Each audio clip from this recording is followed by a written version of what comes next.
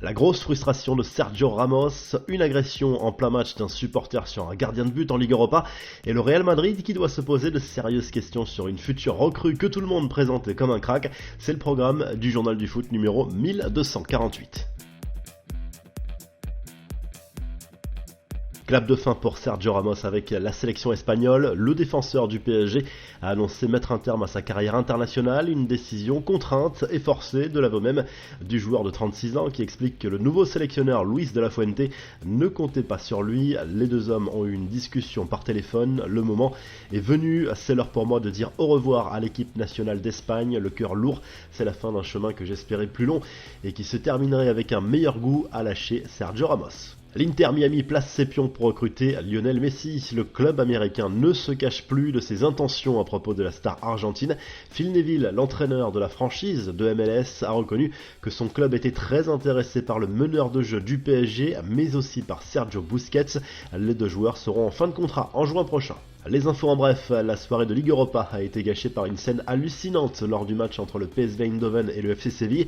Marko Mitrovic, le gardien sévillan, a été agressé par un fan néerlandais en plein match. Le gardien serbe n'a pas hésité à le mettre au sol pour le maîtriser avant l'arrivée des stadiers. Voici l'ensemble des résultats de la soirée en Ligue Europa. Monaco et Rennes ont été éliminés au tir au but dès les 16e de finale contre Leverkusen et le Shakhtar Donetsk. Nantes a été sorti par la Juve après une défaite 3-0 à la Beaujoire. On y reviendra en revue de presse. En Conference League, ça passe pour le FC Bâle, la Fiorentina, la Lazio ou encore la Gantoise.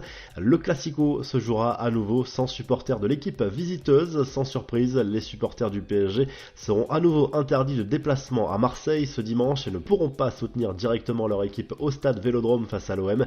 Une décision qui n'étonne plus, mais que l'on peut clairement regretter.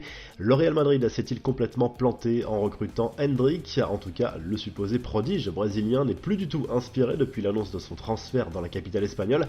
L'attaquant de 16 ans est muet devant le but depuis le 3 novembre dernier. Lors de son dernier match, Endrick est même sorti en pleurs. Il n'a plus marqué depuis 10 matchs. Son entraîneur estime que la pression sur lui est trop importante.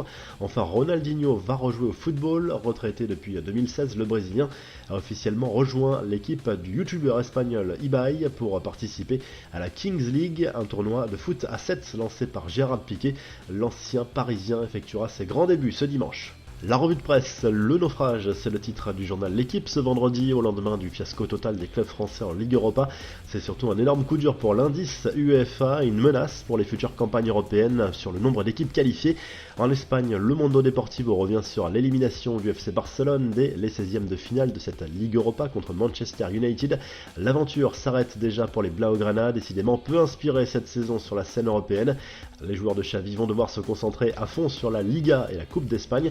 Et en Italie, on retrouve Angel Di Maria en une du Corriere dello Sport. L'attaquant argentin, auteur d'un triplé sur la pelouse du FC Nantes jeudi soir, a éteint à lui tout seul les espoirs des Canaries de poursuivre leur rêve dans cette Ligue Europa. Ça passe aussi pour la Roma, vainqueur 2-0 du RB Salzbourg. Si le journal du foot vous a plu, n'hésitez pas à liker, à vous abonner pour se retrouver très vite pour un nouveau journal du foot.